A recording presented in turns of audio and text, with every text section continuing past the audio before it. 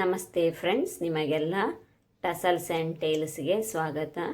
ಇವತ್ತು ನಾವು ring ಬೀಡನ್ನು use ಮಾಡಿಕೊಂಡು ಈ ರೀತಿಯಾಗಿ ತುಂಬ ಈಸಿಯಾಗಿರುವ ಒಂದು ಕುಚ್ಚು ಪ್ಯಾಟರ್ನನ್ನು ಕಲಿಯೋಣ. ಬನ್ನಿ, ಈ ಕುಚ್ಚು ಹೇಗೆ ಮಾಡೋದು ಅಂತ ನೋಡೋಣ.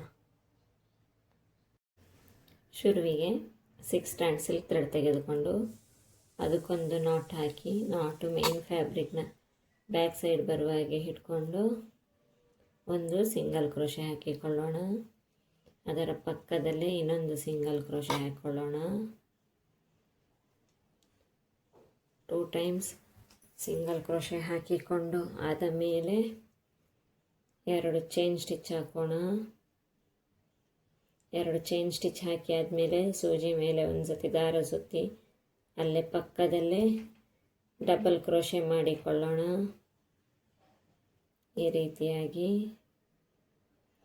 ಡಬಲ್ ಕ್ರೋಶೆ ಆದಮೇಲೆ 3 ಚೈನ್ ಸ್ಟಿಚ್ಚು 2 3 3 ಚೈನ್ ಸ್ಟಿಚ್ ಹಾಕಿ ಈ 2 ಕಂಬಗಳ ಮಧ್ಯೆ ಗ್ಯಾಪ್ ಇದೆ ಅಲ್ವಾ, ಅಲ್ಲಿ ಹೋಗಿಬಿಟ್ಟು ಒಂದು ಪೀಕಾಟ್ ಮಾಡಿಕೊಳ್ಳೋಣ.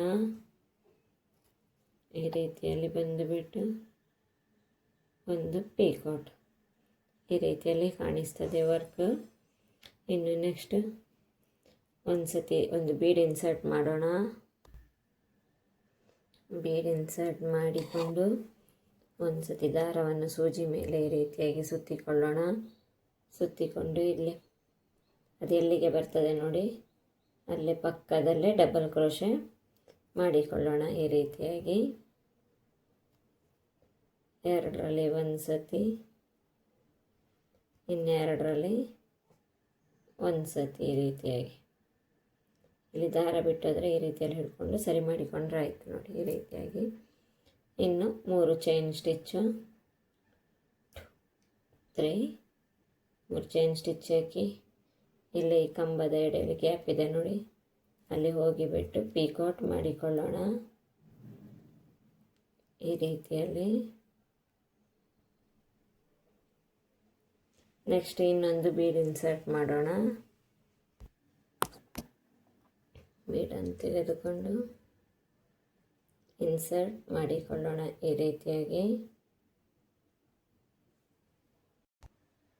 ಬೀಡ್ ಲಾಕ್ ಮಾಡಿಕೊಳ್ಳಿಕ್ಕಿಲ್ಲ, ಸೀದಾ ಸೂಜಿ ಮೇಲೆ ಒಂದು ಸತಿ ದಾರ ಸುತ್ತಿಕೊಂಡು ಇದು ಎಲ್ಲಿಗೆ ಬರ್ತದೆ ನೋಡಿಕೊಂಡು ಅಲ್ಲ ಗೊತ್ತಾ ಡಬಲ್ ಕ್ರೋಶೆ ಮಾಡಿ ಪೀಕಾಟ್ ಮಾಡಿಕೊಳ್ಳೋಣ. ಈ ರೀತಿಯಾಗಿ ಇದು ಇಲ್ಲಿಗೆ ಬರ್ತದೆ, ನಾನು ಇಲ್ಲೇ ಡಬಲ್ ಕ್ರೋಶೆ ಮಾಡಿಕೊಳ್ತಾ ಇದ್ದೀನಿ.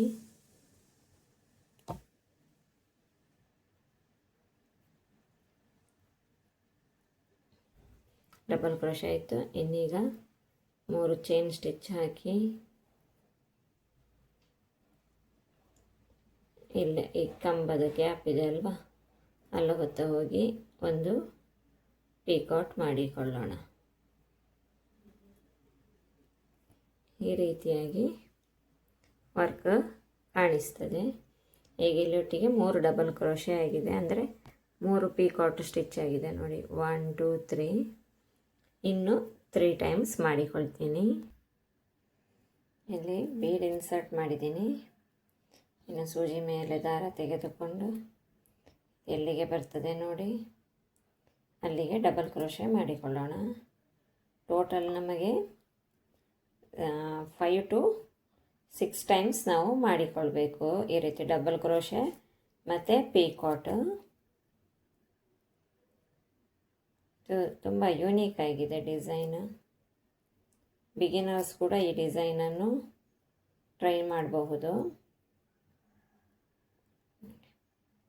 ಇವಾಗ ಇಲ್ಲಿ ಎಷ್ಟತಿ ಆಗಿದೆ ಅಂತ ಕೌಂಟ್ ಮಾಡೋಣ.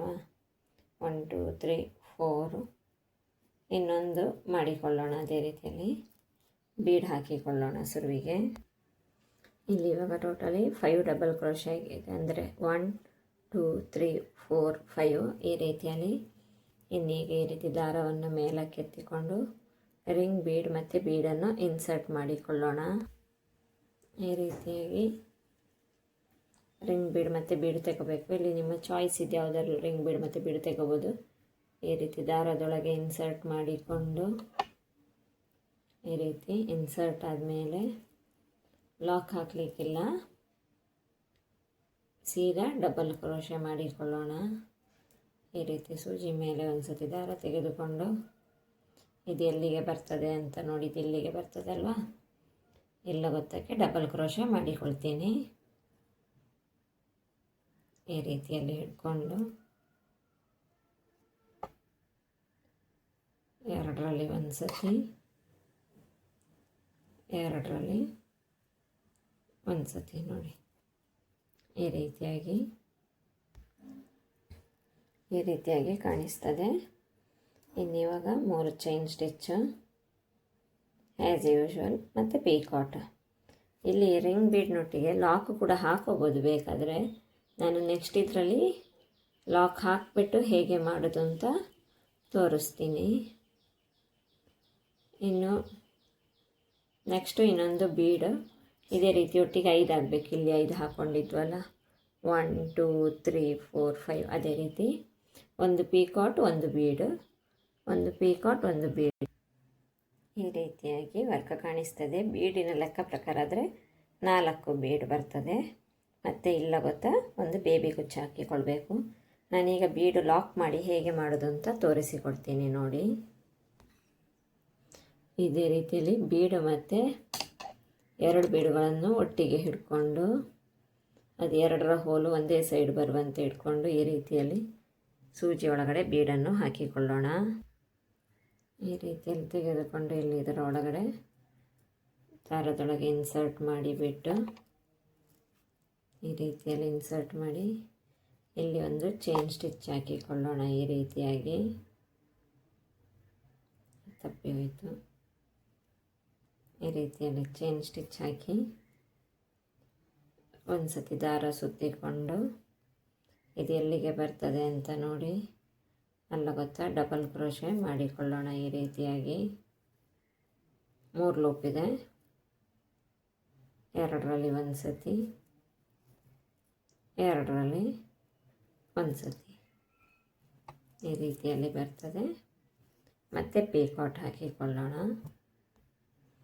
ನಿಮಗೆ ಇಲ್ಲಿ ಮಾತ್ರ ಬೇಬಿ ಕುಚ್ಚು ಬೇಡದ್ರೆ ಇಲ್ಲ ಗೊತ್ತನ್ನು ಬೇಕಾದರೆ ಹಾಕಿಕೊಳ್ಬೋದು. 2 ಬೀಡ್ ಹಾಕಿ 3 ಚೈನ್ ಸ್ಟಿಚ್ ಕೊಟ್ಟು ನಮಗೆ ಬೇಕಾದ ರೀತಿಯಲ್ಲಿ ವೇರಿಯೇಷನ್ ಮಾಡ್ಬೋದು. ಆದರೆ ನಾನು ಇಲ್ಲಿ ಈ ಬೀಡಿನ ಮೇಲೆ, ರಿಂಗ್ ಬೀಡ್ನ ಮೇಲೆ ಮಾತ್ರ ಬೇಬಿ ಕುಚ್ಚು ಹಾಕ್ಕೊಳ್ತಾ ಇದ್ದೀನಿ. ನಾನಿನ್ನು ಬೇಬಿ ಕುಚ್ಚೆಲ್ಲ ಹಾಕಿ ಆದಮೇಲೆ ವರ್ಕ್ ಯಾವ ರೀತಿ ಕಾಣುತ್ತದೆ ಅಂತ ಲಾಸ್ಟಲ್ಲಿ ತೋರಿಸ್ತೀನಿ. ಕುಚ್ಚು ಎಲ್ಲ ಕಟ್ಟಿ ಆದಮೇಲೆ ವರ್ಕ್ ಈ ರೀತಿಯಾಗಿ ಕಾಣಿಸ್ತದೆ ನೋಡಿ. ನಾನಿಲ್ಲಿ 80 ಸ್ಟ್ರ್ಯಾಂಡ್ಸ್ ಸಿಲ್ಕ್ ಥ್ರೆಡ್ ತೆಗೆದುಕೊಂಡಿದ್ದೀನಿ. 80 ಅಂದರೆ 160 ಸ್ಟ್ರ್ಯಾಂಡ್ಸ್ ಸಿಲ್ಕ್ ಥ್ರೆಡ್ ಆಗ್ತದೆ. ಇಲ್ಲಿ ಲಾಸ್ಟಲ್ಲಿ ಒಂದು ಪೀಕಾಟ್ ಆದಮೇಲೆ ಒಂದು ಚೈನ್ ಸ್ಟಿಚ್ ಹಾಕಿ ಗ್ಲೂ ಹಾಕಿ ಅಂಟಿಸಿದ್ದೀನಿ ನೋಡಿ ಇಲ್ಲಿ ಬ್ಯಾಕ್ ಸೈಡಲ್ಲಿ. ನಿಮಗೆ ಈ ವರ್ಕ್ ಇಷ್ಟ ಆದರೆ ಲೈಕ್ ಮಾಡಿ, ಕಮೆಂಟ್ ಮಾಡಿ, ಸಬ್ಸ್ಕ್ರೈಬ್ ಮಾಡಿ. Thank you.